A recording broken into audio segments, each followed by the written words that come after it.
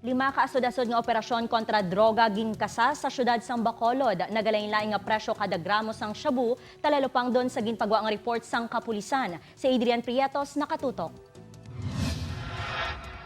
Dua ka semana gintutukan sa Police Station 5 ang grupo nanday Ronnie Cordero, Raymond Viajador, kag Glendon Villarin. Sang Lunes, napurnadang operasyon batok sa ila. Apang, wala na makapalagpa sang liwat kag ginkasa ang anti-drug operation kaina sang tuang gabi. Medyo makakuha na siya, malapalos ni, madanlog ni nga bata.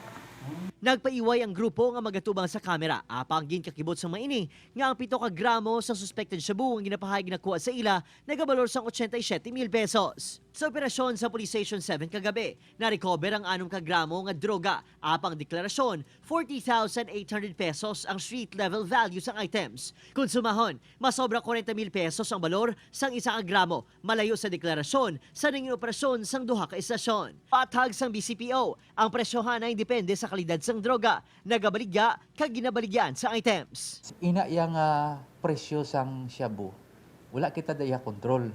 But sing anon, it is up for the poser kati mapatong gina sila ya. Talalupang donderi ang lain nga balor sang droga nga ginadeklara. Halimbawa, sa na-recover sang Police Station 2 nga 11 gramo, nagabalor ini sang 74,800 pesos. Samtang sa Police Station 1 naman, ang nakumpiska nga 11.66 grams nga suspected items. Ang nagabalor kuno sang 93,280 pesos.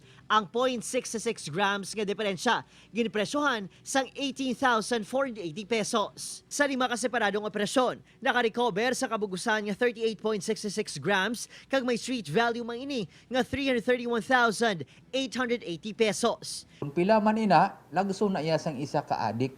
Bangod ka balo sila yang adik kaya dependent ka na. No matter ano siya ka mahal, baklon mo ina. Depensa sang BCPO, santo sa Dangerous Drugs Board ang ginagamit nilang basihan. Sa ulihi, magapabilin sa Crime Laboratory kag Korte ang apresasyon sang value kag presyo sang ila recoveries. Obod, kini nagkasilyo, Adrian Prietos, 1 Western Visayas.